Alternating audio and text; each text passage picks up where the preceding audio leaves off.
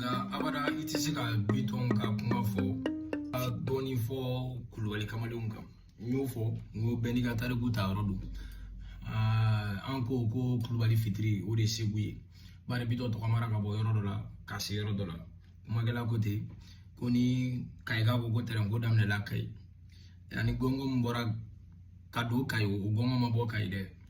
mɔgɔw bɔra yɔrɔ dɔ la ka se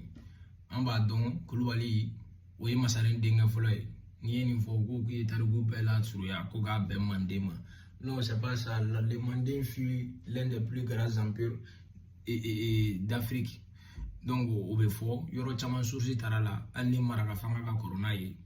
dugu caman bɛ yen n y'o fɔ ni bolimaba minɔgɔ bɛ ɲɛfɛ o Kulubali Kamalenw bɔra yen ka na Kanu Sinbo o sigira Kurubadugu Faraba a ye den sɔrɔ a den tɔgɔ Bintu Mafili den ye Pɛtɛkulu o ye Masa ani Moriba sɔrɔ Mansa o sigira Karata bolo fɛ Kulubali Masasiw bɔr'o la Moriba o sigira Ɲamina bolo fɛ ka Baramangolo Sɔlɔngolo ani Ɲangolo sɔrɔ o Baramangolo o ye Bitɔn bɛnba ye Bitɔn ye Kulubali ye fɔlɔ ye ka don Segu a sigira min a sigira Sekɔrɔ tariku b'a fana la bari Sekɔrɔ fana tɛ dugu kura ye ne hakili la Segu dugu fɔlɔ dɔ don a dugu kɔrɔba dɔ don karamɔgɔba dɔ tun bɛ yen u b'a fɔ a ma ko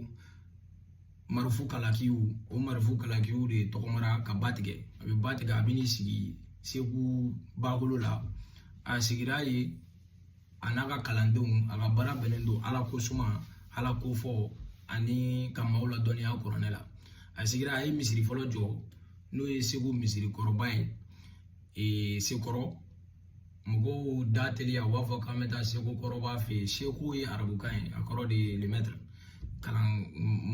maître quoi professeur u b'a fɔ ko Segu kɔrɔba nka a tɔgɔjɔ de ye Marifu Kalakiw ye a sigira a ye misiri jɔ a ka Ala ko suma n'a ka laseli dinɛ lase bannen k'a bɛ sigi a faso la a ye sira ta a tagatɔ 30 km de Segu Ala y'a ka kalifa minɛ a la kalifa minɛlen a la u y'a su dɔ ye o dugu de bɛ bɛn Karako ma hali bi n'a bi mɔgɔw bɛ taa a juru a ka kaburu juru a ka ca Ala fɛ n'i sera Ala bɛ ko caman minɛ o kɔ karamɔgɔ wɛrɛ n y'o fɔ an bɛ foli di lasanakanw ma bari maakɔrɔw tɛ Segu dugulenkan a bɛ se ka f'u ye o fatulen ale taara ka yɔrɔ min to Sekɔrɔ o kɔ karamɔgɔ wɛrɛ nana n'a bɛ f'o ma ko Usumani Kanɛ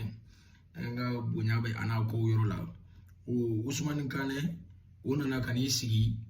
Segu kɔrɔba ka misiri kɔrɔ yɔrɔ la o y'a sɔrɔ misiri in binna wagati janya fɛ ale seginna ka misiri in lakuraya bari ale y'a ye sogo la ko nin tɛ yɔrɔ gansan ale bɔra Sokolo de n'o ye Segu kɔrɔba ye u b'a fɔ a fana ma ko Segu kɔrɔba a tɔgɔ ko Usumani Kanɛ Lasana Kanɛ an ka bonya b'a yɔrɔ olu bɛnba don ale sigira ye hali bi na bi ale fana kaburu bɛ ale de ye misiri in lakuraya ni ɲinini ka di maa min ye n'i sera Segu bi i bɛ misiri in ye hali sini a bɛ bakolo fɛ ale ni Bitɔn ba ka misiri tɛ kelen nka a bɛɛ jɔcogo kelen bari Bitɔn ye jɛnɛ donni a ka mara kɔnɔ a ye jɛnɛ o y'a sɔrɔ misiriw bɛ yen misiri jɔlabaw bɛ yen Tinisiɛnw nana misiri jɔ ye a y'olu ta kɔnɔ misiri ɲɔgɔn jɔ a ye nin fɛn fɛn bɛ k'a fɔ nin si tɛ yɔrɔ kura ye n'i sera Segu i bɛ nin yɔrɔ bɛɛ ye ni ɲinini ka di maa min ye o kɔ Ala nana Segu kɔrɔba fana ka kalifa minɛ a la u ka kalifa minɛlen a la a kaburu bɛ yen a bɛ Sekɔrɔ mɔgɔw bɛ taa a fana jura a ka ca Ala fɛ ni dama gasi ka duwawu k'a ye ka mun ɲini ni a tɔgɔ ye k'a don i ni Ala cɛ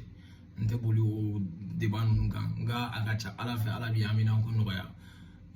bɛɛ n'i danaya fɛn bɛɛ n'i ka kɔrɔyansi n'o fɔ ka tɛmɛ o kɔ Bitɔn nana ka n'i sigi Segu k'a to sifinya la sifiya a tɔgɔ kan fɔla ko ma ko adolescence